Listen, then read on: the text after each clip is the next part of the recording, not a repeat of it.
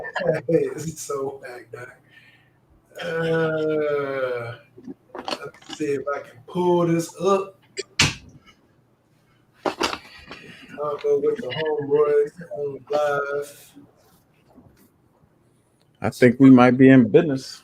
Yeah, we in business. Trying to pull this up. And Shane, you said you hadn't seen this movie, right?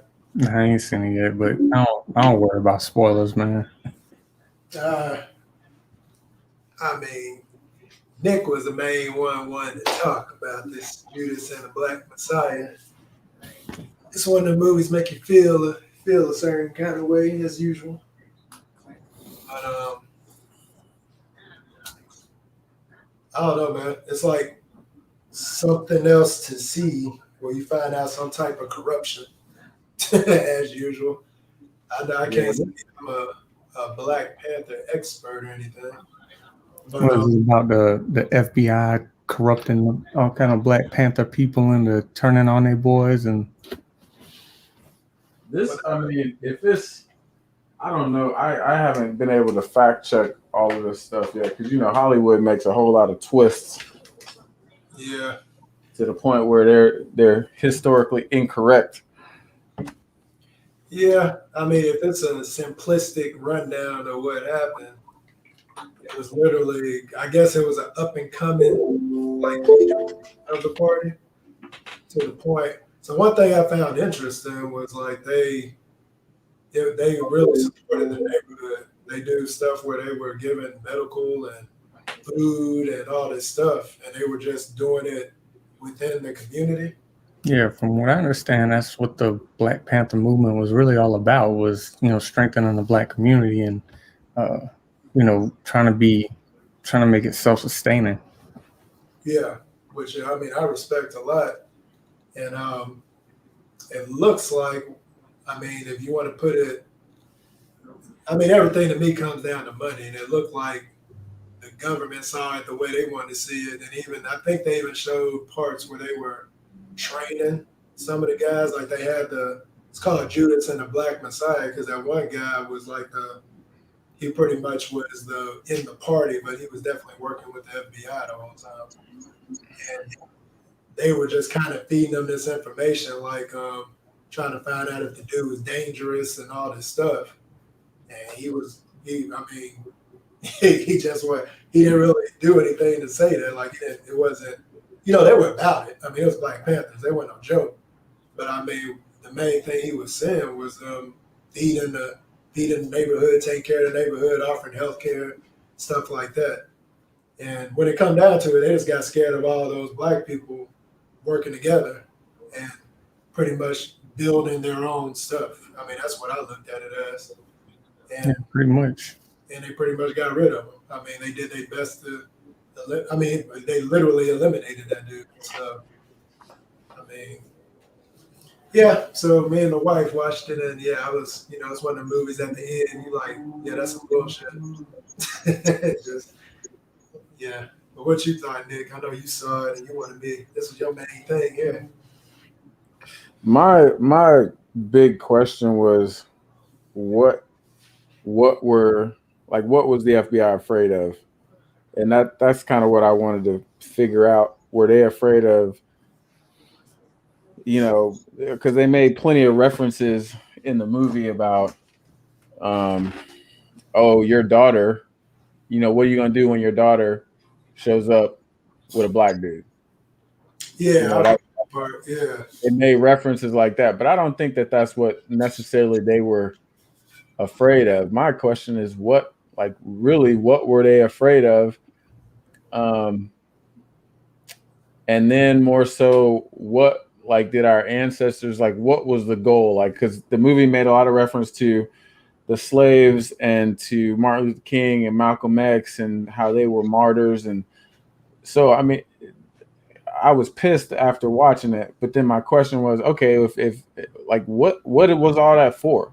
What was all this civil rights hoopla about? What was the goal? So if you went back and asked, the people of that time, what are y'all fighting for? What would the answer be? Would it be, to overthrow?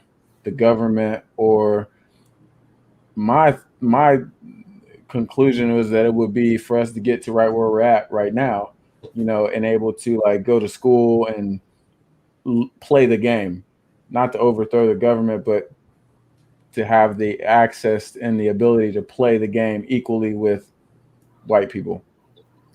And I So think like we're there now. none of the black movements, at least, none of the ones that anybody talk about have ever been about overthrowing the government. I mean, it's always been an effort to get equal footing in the United States in education and healthcare and socioeconomic status, wealth, all those areas that you need to succeed in America. And something that Angel talks about all the time is that everybody talks about the system is broken. The U.S. system is broken. The system ain't broken. The system is working exactly how it was designed to work. It's working to keep white people in power and to keep black people, at a certain standard. There's instances where some black people succeed, and there's enough stories to make it seem like to disguise the true intention of the system. There's so that you can't say, look, every black person in the US is poor. There's enough black people that got money that they can say, see, look what they did.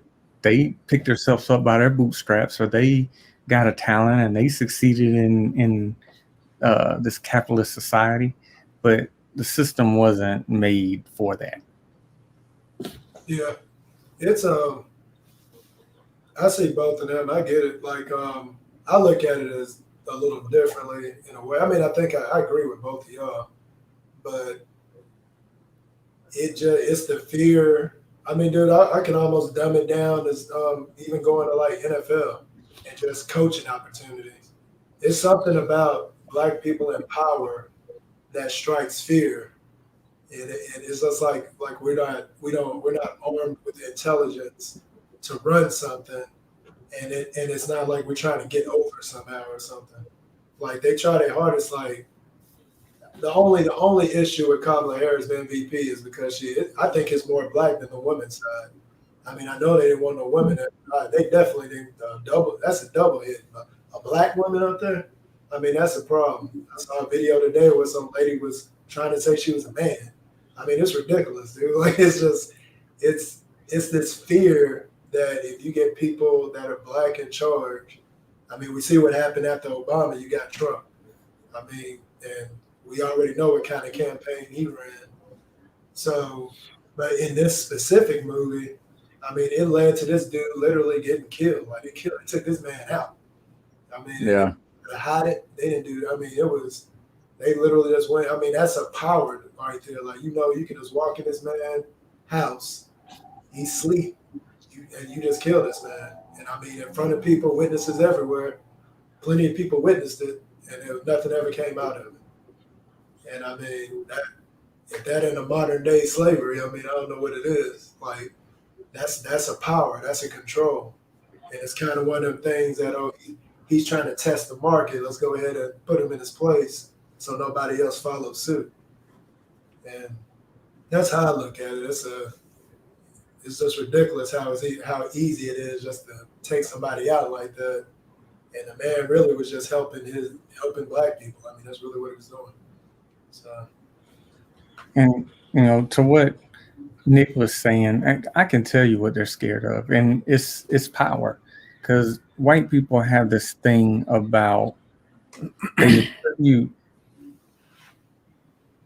black people rising to them losing. It's like black people can't gain without white people losing. There's if black people are equal, then there's no more white privilege. There's none of that. So it's their white people's vision of equality is essentially they look at it as their downfall. Now they have, now they really truly have to be on an even fair playing field instead of up on this white privilege pedestal. And I'm trying to look up who said it, but um, it's a famous quote. When you're accustomed to privilege, equality looks like oppression, or something like that. And that's how white people think. Okay, yeah. I mean, that's actually a good quote because I get it. As soon as like if you're used to being at a level, and if that level is even touched a little bit, then suddenly you're like, you want to hold on to it, like you're fighting for it. But I think they're I wonder if people really understand what equality is. Like I think it's something that sounds good to say, but I wonder if you're saying that and your own power or your own privilege gets taken away, will you feel will you feel okay with that? Would you be like, yeah, I mean that's because that's really what equality is. If you want to put an equal sign on something, then that means we're the same. Like no, you're not over me and nothing. I'm not over you and nothing. So to me all this the to me I don't really believe in white privilege. I think white privilege is more um, lack of competition. I mean, when you have like less than 5 to 10% of minority kids graduating from college to actually get a degree that puts them in positions to earn above $60,000 a year. I mean, who like white people competing against? There's nobody. Like there, I mean, there's very few of us that are competing on those fields. When they look at why are there not, black people in power, it's like, oh, well, the big question is why are there not black people in college? Like, why are there not minority kids graduating from high school? Because you can't get those jobs. I mean, the poor white kids that don't go to college, they are not in power. yeah, They're working the same city jobs pardon me, they work in the same jobs that everybody else is. So I mean, if you're not educated, there's very few opportunities for you to make that kind of money or to challenge that kind of privilege. And I don't think if you and I, Shane, go toe to toe, resume for resume, I don't think color comes into it. shit. I mean, I just don't see that. Well, see, and part of it is that color came into it way before we got to this point. Color, I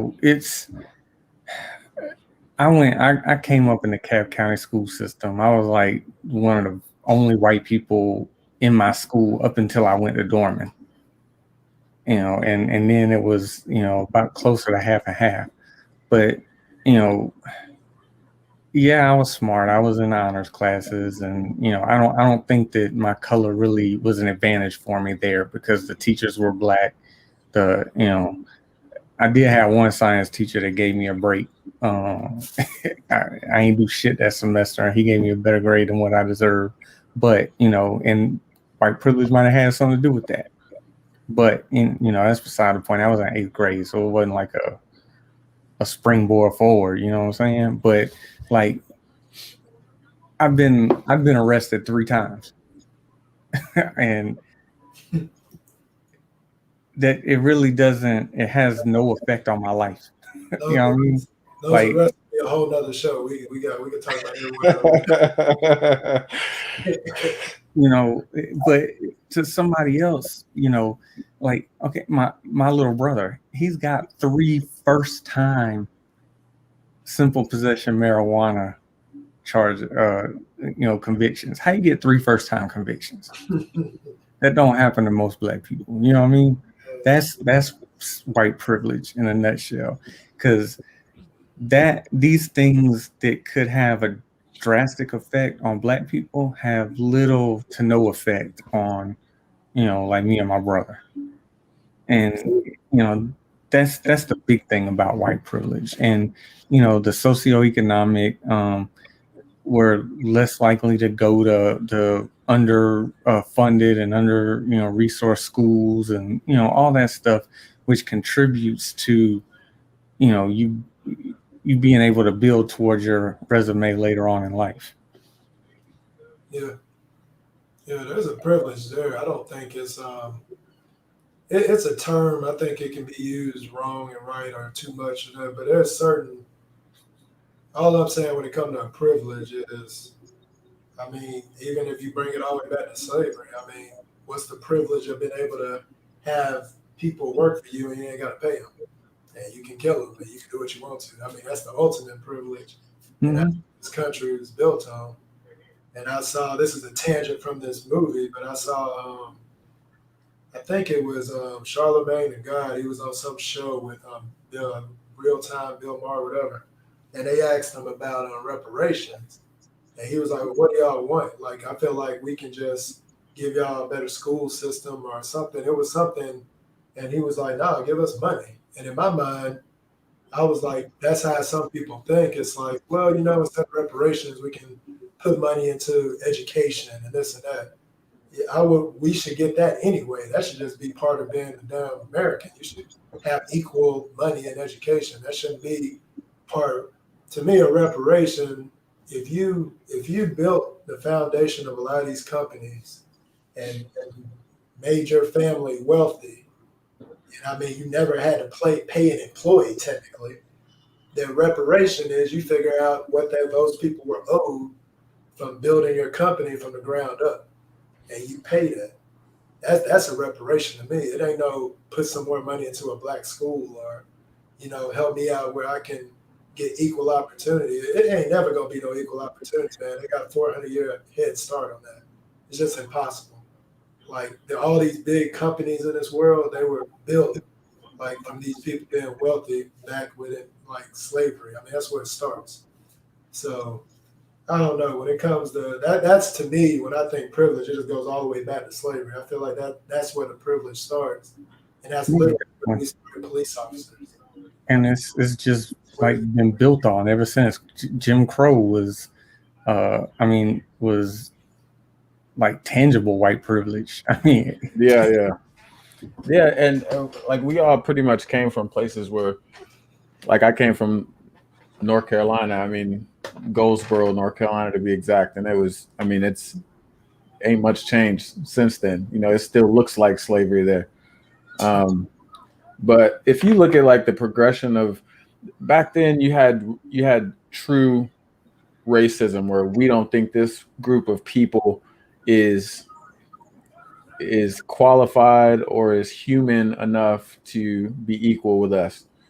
So we're going to enslave them. We're going to keep them uneducated. We're going to, beat them and keep them morally broken down. Well, then you get to like civil rights and we're progressing. So now it's okay. We can't kill them anymore. We can't enslave them. So what do we do now? We got to separate them. Okay. So we segregate them and then they're second class citizens. So that's the best that we can do. You're still going to have that outlandish racism, but as a culture, the best that we can do is keep them separated. They can't eat where we eat. They can't live where we live. They can't do what we do. Just make sure they know that they're second class. And then that kind of goes away and you start to see like where this movie picks up and it's like, okay, Martin Luther King has been assassinated. Malcolm X has been assassinated. Like, what do we do now? We got to infiltrate their organizations and try to like break them down because we can't segregate them anymore. Segregation doesn't work. And if you fast forward all the way to today, like, what does that look like? Because we can't go to school. We have to be employed the same as anybody else. We have all the opportunities that our ancestors were trying to give us. We have them all. Whether we take advantage of them or not, yes, we do have problems and we do have, things aren't perfect, but we have every opportunity that our ancestors are trying to give us if we take advantage of it. So what do you do now as that white power to restrict people of color? Oh, I mean, you pay a bunch of, hip hop artists to sing, like to make music about killing each other and bitches and hoes and drugs, and you pump drugs into their communities. So to me, I think this white privilege and underprivilege is a cultural thing. If we would take the responsibility as people of color to say our kids need to learn this, they need to learn about money, they need to learn about credit scores. It's not white privilege when you can't get a loan because your credit score is 465. That's not white privilege. Well, why is your credit score 465 when you pay your bills? No, but it ain't. It ain't. And we can like the statistics are pretty clear on this. We don't have a culture of paying bills. Well, as Black people, we don't have that culture. There are a few people that do, but we have a real big culture of buying Jordans and buying rims, but not necessarily paying bills. that's a big brush you paint though, because there is a system in there where we say systematic racism. Yeah. Like, especially when you brought up loans. Like it was when you said facts, it was proven that there was facts where there was loans that Black people should be able to get that white people were getting. The banks were systematically not giving loans. Like that's pretty clear. Like it's not like, and you made points that I agree with. I feel like there's things we can do from household to household to learn more about money. But you always got to remember, if you're coming from a place of poverty, I mean, there are going to be bills you can't. I mean, that's the system. You're put in places where you can't do that. I mean, it's a good idea that you want to get there, but I mean, when you don't have the money in your neighborhoods, the opportunities that everybody else has, that's a realistic thing. There are ghettos, there's projects, I mean, that's why we turn to drugs. That's why, I mean, you got to make money. Family, where you got to make the money. And there's a reason why food is more expensive in Black neighborhoods and in poor Black neighborhoods, not just poor Black neighborhoods. Food is more expensive, gas is more expensive. I mean, just everything in the area, anything that you need to live costs more if you live in a poor neighborhood, and not just cost more as a percentage of your income. Like a loaf of bread will actually cost more at a grocery store in the hood than it does at my Publix down the street. Well, it ain't no grocery store. It's like it's a corner store. And that's another thing. Those convenience stores got bigger markups than supermarkets do. Yeah.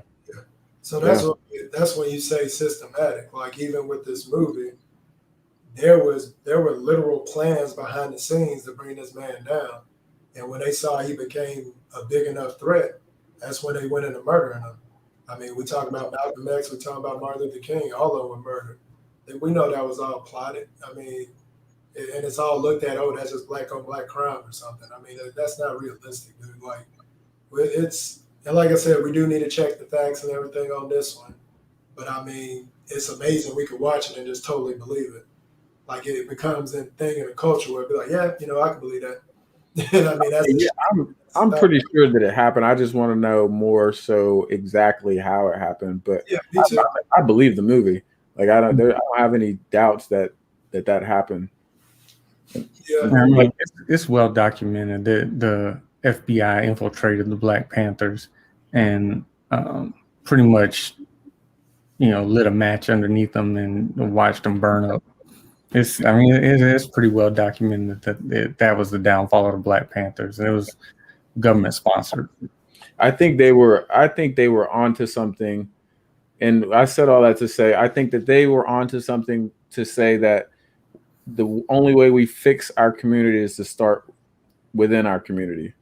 I don't kind of like what you said at first. That's kind of what you said. Like that's literally what he was trying to do when you were saying, "Let's take care of our own money. Let's do this. Let's do that."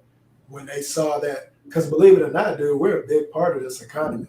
If you take the black dollar is huge. Yeah, like I almost had a thought process. It's off the subject, but it was like if I had a kid and this kid was like was gonna make it into a sport, I would try my hardest to make it. Even though I know they would get more props at a Duke or a North Carolina, I'd be trying to put them in a historical Black college. It's just one of those things where we kind of feed that system. Like we'll judge a Black company and be like, okay, I feel safer just going to the white company. Like instead of just buying with the black company. Like this, it's stuff we can do in our own community, but but that's side to there is systematic parts of this government that literally going to try their hardest to keep us. I mean, dude, as soon as this vote happened, what they say there's 200 and something different laws now to try to stop voting. I mean, it's Oh yeah, they're trying to pass all kind of stuff in Georgia. They big mad in Georgia. yeah. I mean, that's the way that's the way you win in this system, man. You got to cheat because they know if you vote regular, if you give everybody the opportunity to vote, they're not going to vote in these crazy ass people. We got some crazy people in government, dog. And these people are nuts.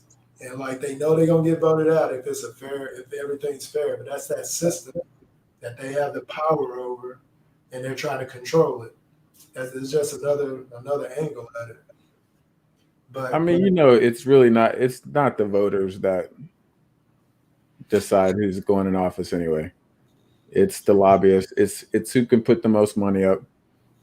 And I mean, it's been like that for years. I mean, the voting stuff, that's cute and everything. But when you got companies dumping billions of dollars into or millions of dollars into an election process.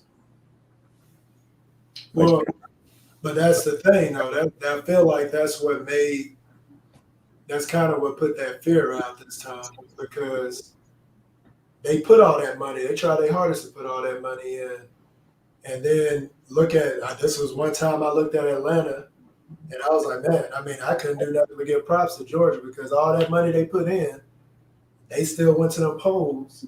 They got the Senate majority. Technically, it's 50-50, but we got the vice president. But I mean, I don't care about that party crap because there's plenty of, you can put a D and R in front of your name, but if you're taking money and making decisions off what your donors are telling you to do, because there's plenty of Democrat people that do that too. I mean, I do want the real people. Like, I like those two guys from Atlanta. I like, they sound like they know what they're talking about. I like them. There's a few people I like, but the government just needs to be about people, man. It's all about their own pockets, and it's stupid. Like, I don't get that. I get it, but I mean, it's pointless. It's never going to be corrected.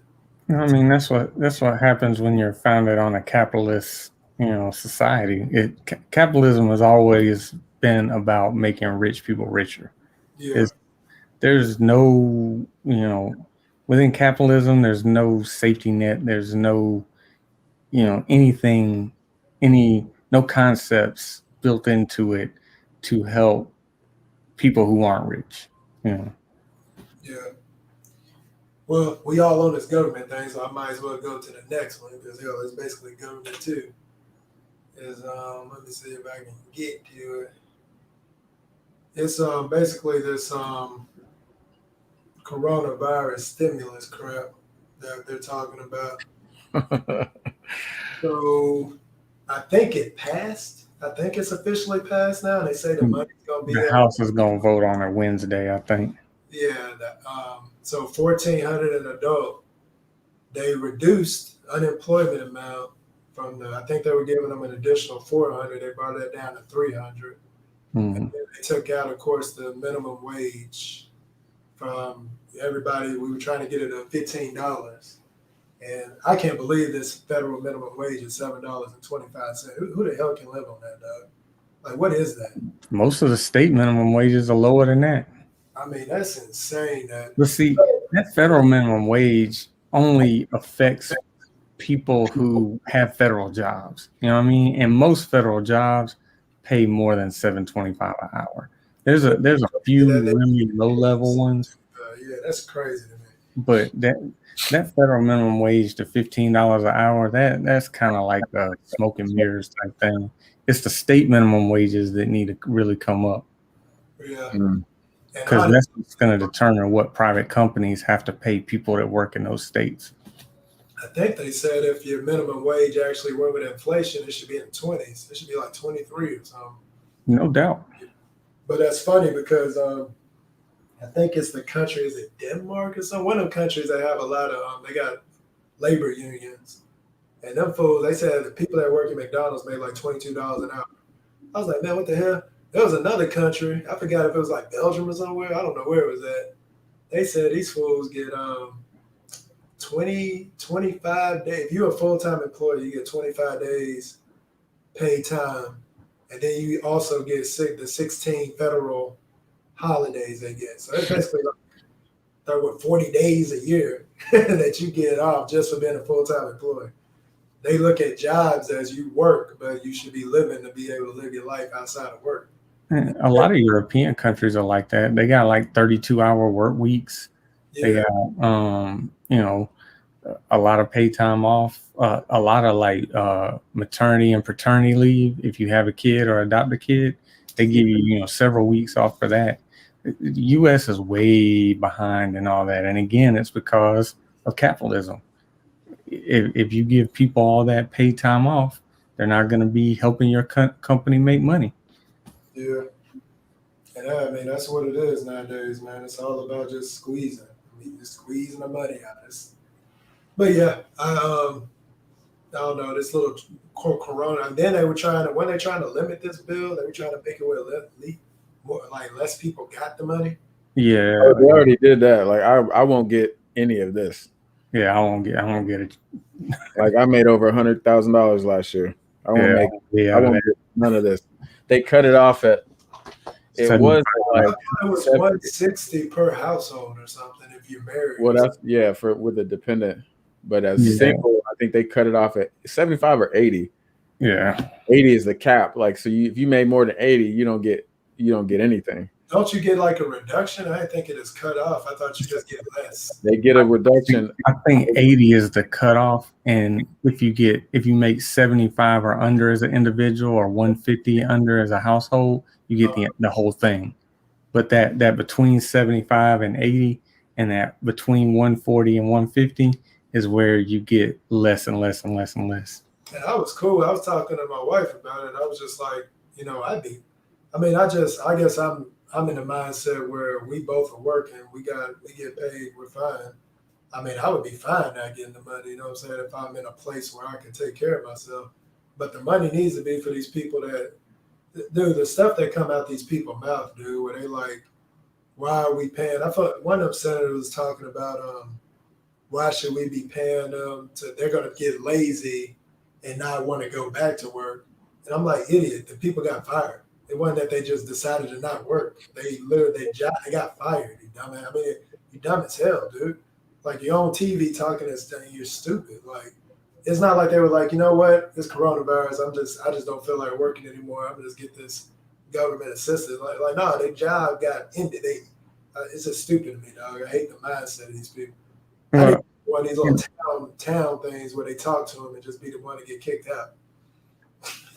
So there were some instances where people who made close to minimum wage actually made more money on unemployment than they did in their regular jobs when they were doing that unemployment plus $600.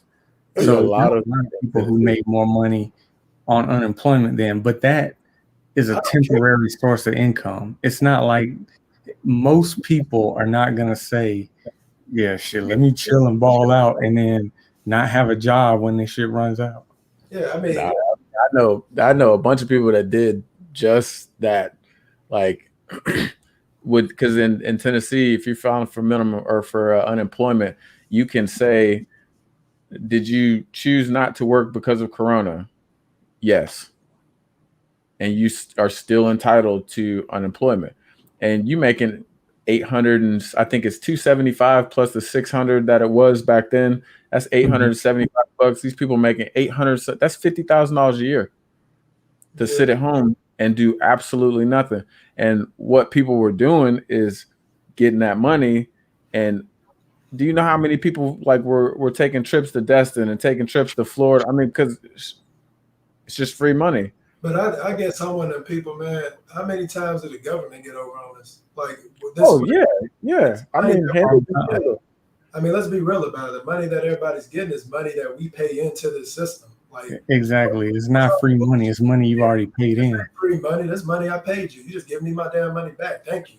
You know, my question is, they gave all this money to people to like support them, and we're looking at like the potential like largest foreclosure scenario that we've ever seen. because if you got that money and you're not paying your mortgage or you're not paying your bills with it, when all this is over, which is not going to be too far from now, you're going to owe somebody some money, and there's not going to be an umbrella for you. So you've got a bunch of people that, huh? Yeah, you needed to be smart with the money. I mean, it's a shame we only getting what, this is the third time. Like, what was it? Hell, our neighbors, Canada.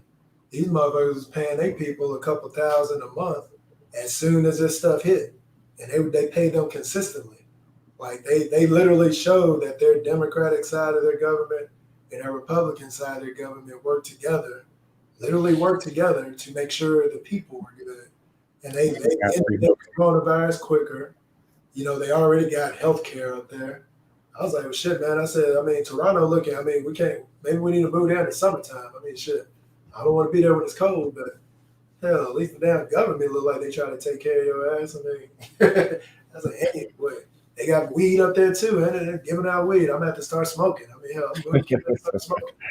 Shit. Free health care. But it's bad, man. This country looks so bad. And then everybody tout off that we the best country shit. And I just be like, man, show me the facts. Let's put it on paper. Let me know where. I just want to see it. I had that debate with a lot of people. Do y'all think, like, that's a side question. Do y'all think that we're like the best country in the world? I mean, yeah. What so you got to put some parameters around best country in the world. Like I said, it's for a white person, it's easy to say that. You know what I'm saying? Because I think about that part. But I guess a better question: what would you say a better, not even the best, but a better country? I feel like if I sit back and really do something, I'm gonna do that. I'm gonna sit back and I'm gonna do some damn investigating. I got something in mind. I bet they're out in the ocean. I bet like New Zealand would have a shot at it. I bet I would look at some of these European countries. I would see. I ain't saying that they free of all issues. I know they got their own, but it's almost weighing out what I would start with looking for the government that was actually about the people. And it would be easy with coronavirus because all I'll do is look up all them countries.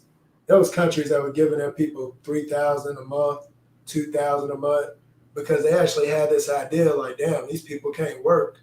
We're the government. Maybe we should give them money so they can survive. But if you're living in America, they're like, all right, let's throw them $1,200. Let's wait about 6-8 months. Let's throw them $600. Let's wait about 4 or 5 months. I think we on a year, a little about right at a year, and now we're hopefully getting like $1,400. And I'm like, dude, really? Like, and then as we give them the money, we're going to complain about them and say y'all lazy. Like, I feel like we're just paying y'all to sit at home. Not that you got fired. It's just like, no, you just decided to sit at home. So, I mean, it's just bad, dog. It's like a relationship, dog. You never know how good a person is until you go through an issue. I mean, it's real tough. You know how good somebody is when the issues start, not when everything rosy. I think I would definitely say, as far as handling this pandemic, we're nowhere near the top. Nowhere near the top. But if you're gonna say the best country, there's a lot of things that you got to factor into that. So, like, when we're good, like when there's no pandemic, where else do you want to be? Like, where else do you want to be? There's no, I mean, even with the problems, if I want to start a business, I want to start it here. I don't want to go nowhere else to start it. I want to start it here. Well, that's the race thing, though. That's kind of what Shane said from a white man's standpoint. Oh yeah, I love America. I mean, from my professional point, I want to start it here. Like, from a business person's standpoint, there's no other country that's better than the United States to start a business because we're a capitalist society. We're going to give it costs less to start a business here. You pay less in corporate taxes in the U.S. than any country in the world, pretty much.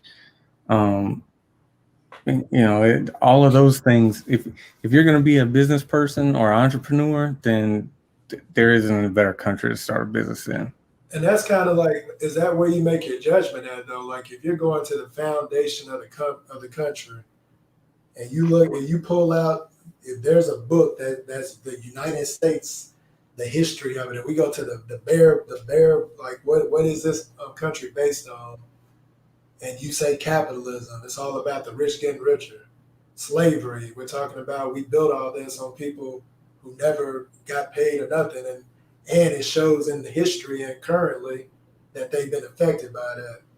The shots we take at any other ethnic, like we kind of like this idea that all these backgrounds, like we had a president pretty much say don't let Muslims in, the kung flu virus.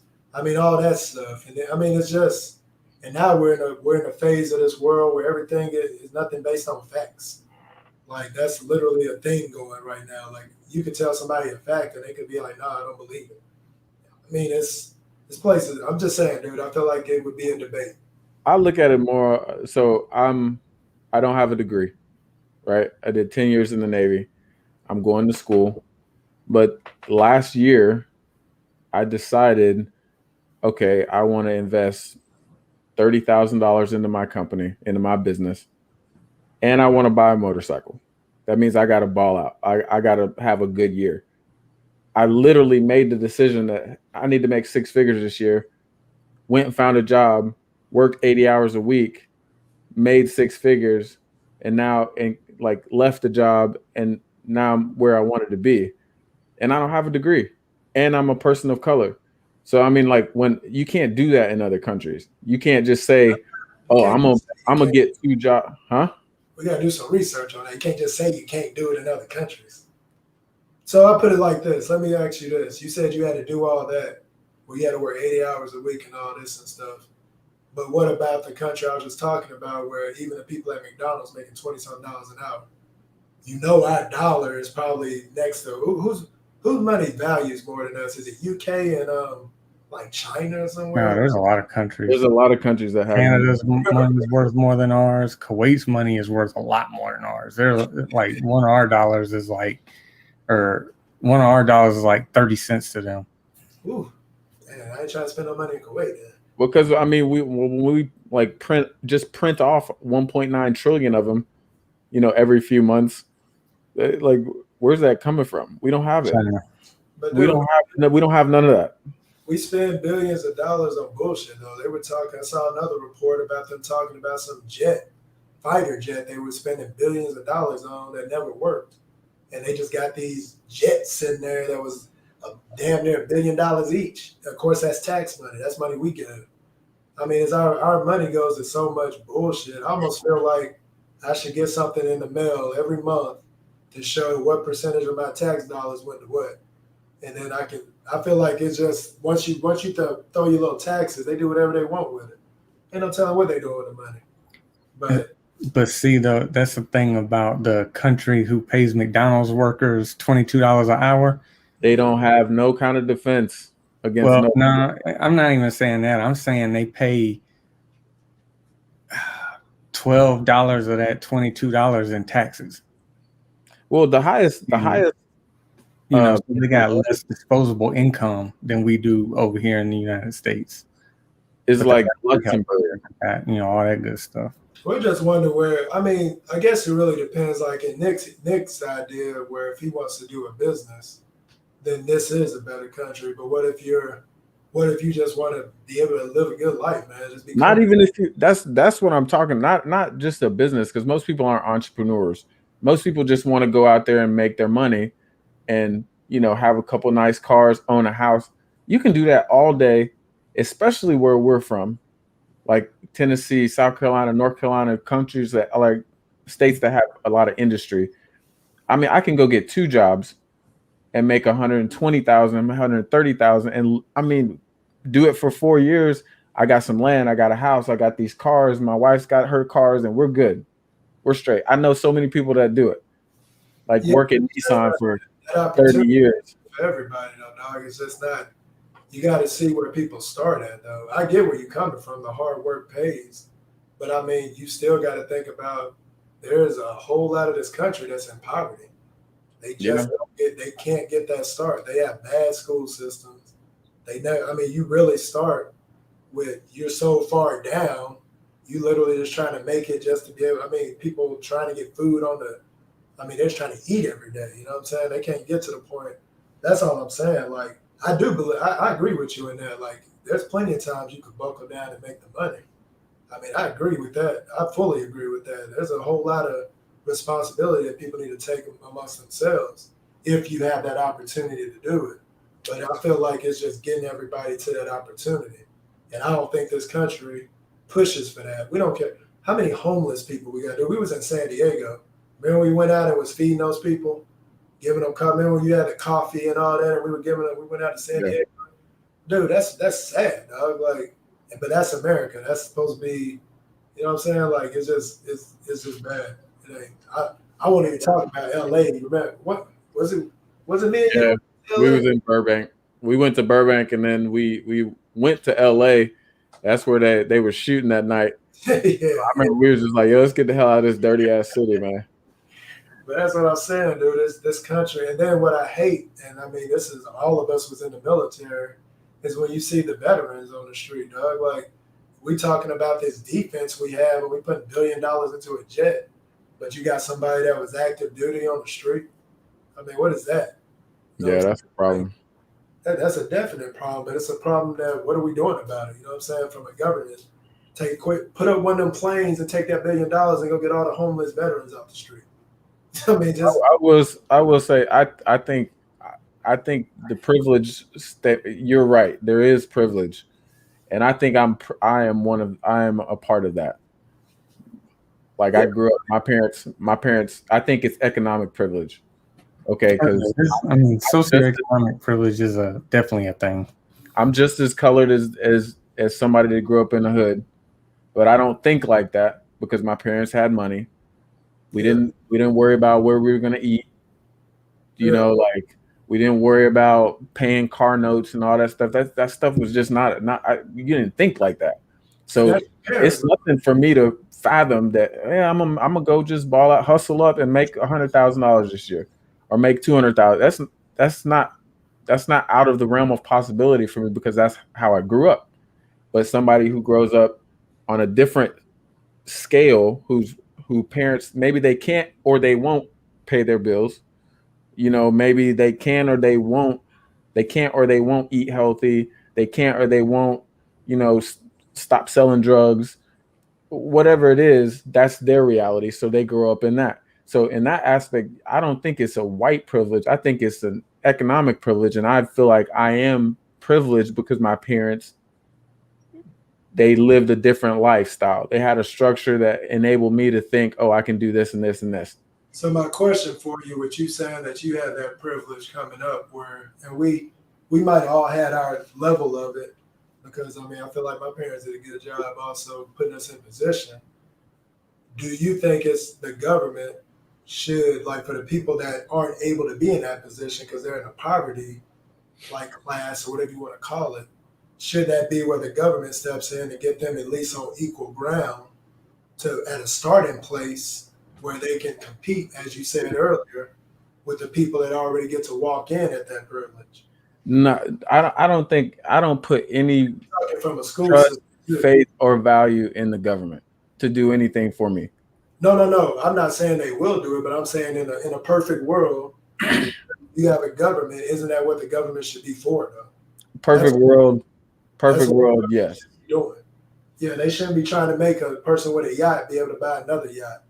They should be making the people that can't buy nothing be able to be at a position where they can be at that level with everyone else to compete.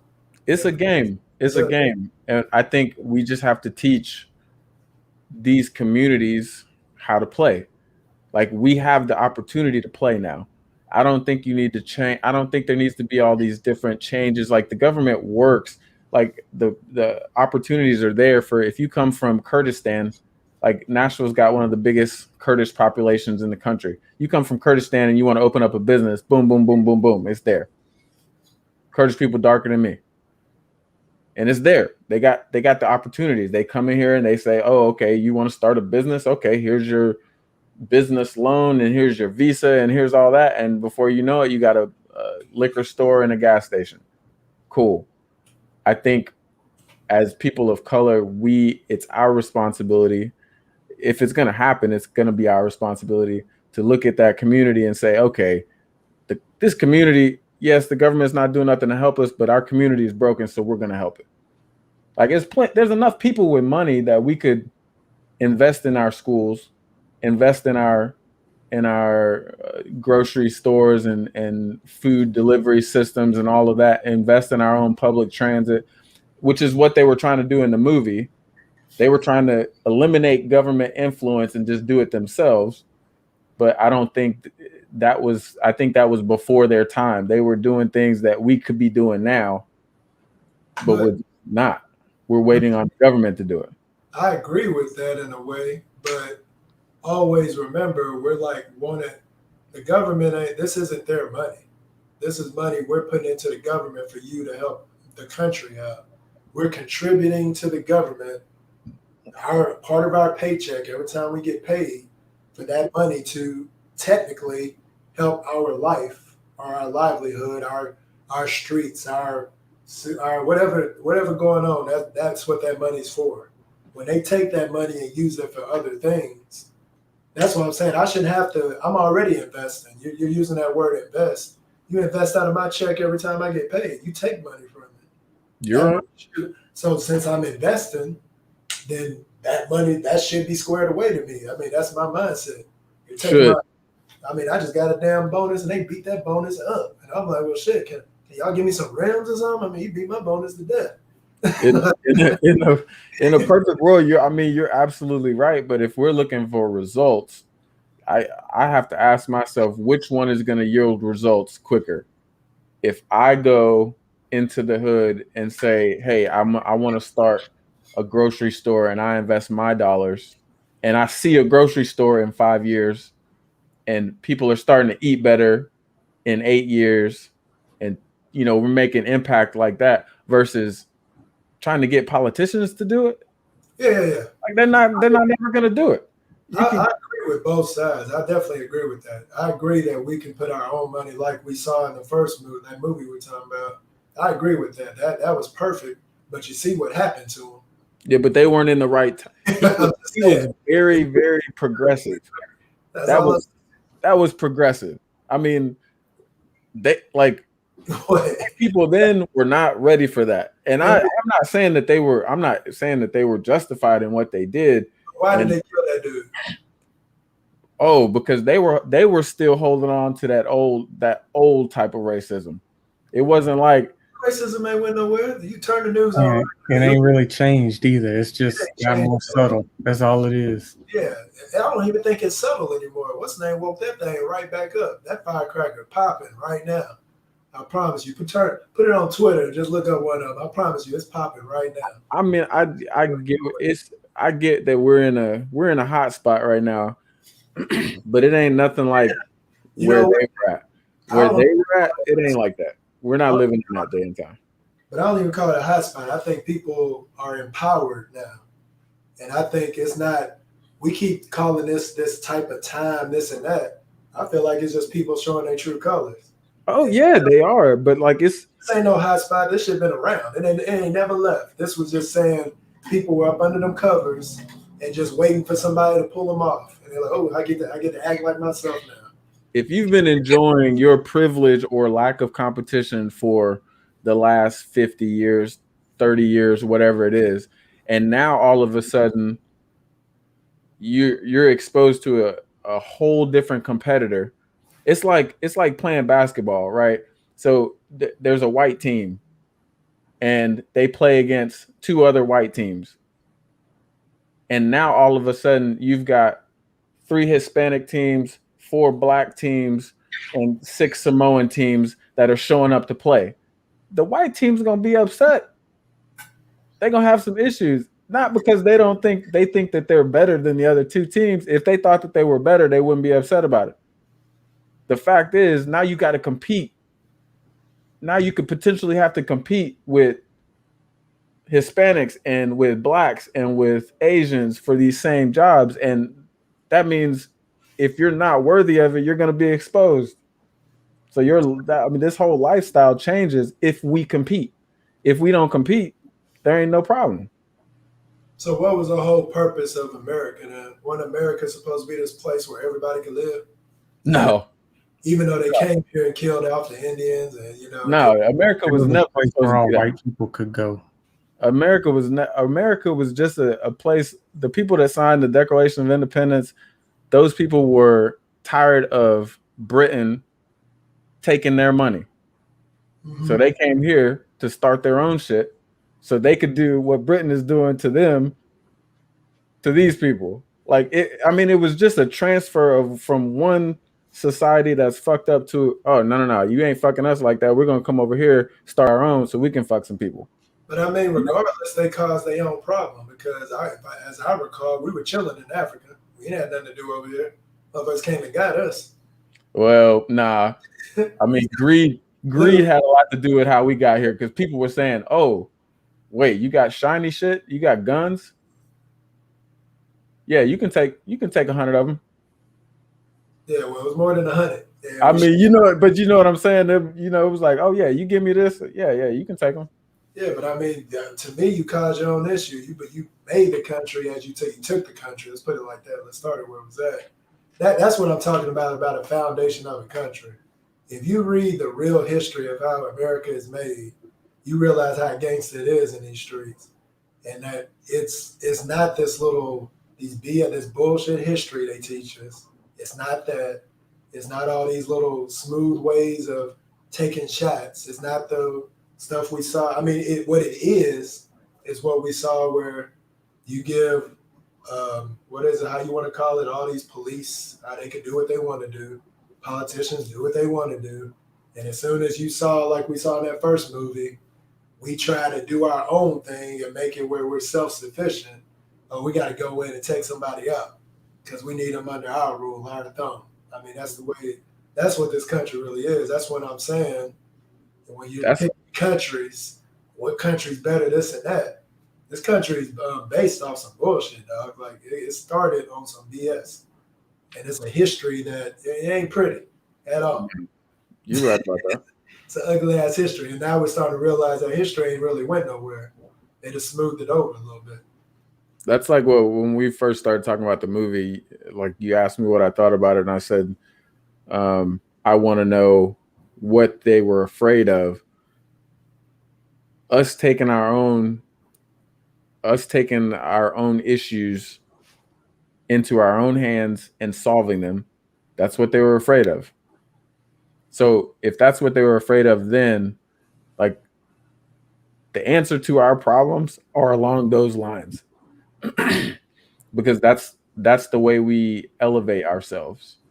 It's not, we can't, like this idea that we can just look at the government and say they need to help us. We will be saying that for this generation, the next generation be saying the same thing, the next generation be saying the same thing, because I mean, it's never happened. I agree with that. When we've tried to do it ourselves, we see action because they know if they do it themselves, now we have a problem. So, I mean, today you can't just have like 50 thugs and cops run up into somebody's house and they got to come up with something a little bit more eccentric than what they were doing in the 60s. Do they really? Breonna Taylor. Today, all they got to do is say, "I fear for my life," and then, okay, well, that's crazy. That's all I got to say too. Yeah, Breonna Taylor. They ran up in her house, killed her. What's the fool that walked around and the dudes ran her down with a shotgun? That's on camera. This stuff we see, and these fools still get off or get to say some BS. Dude, they literally killed a chick, and the person that got to press charges was with a random bullet that went into another apartment. I mean, that's as ugly as it gets right there. Now that's when you know. I'm telling you, man, some stuff don't. I mean, it's not like I'm trying to get a fight going, but it's gonna be something where you can't just keep knocking somebody down, dog, and think nothing's gonna happen.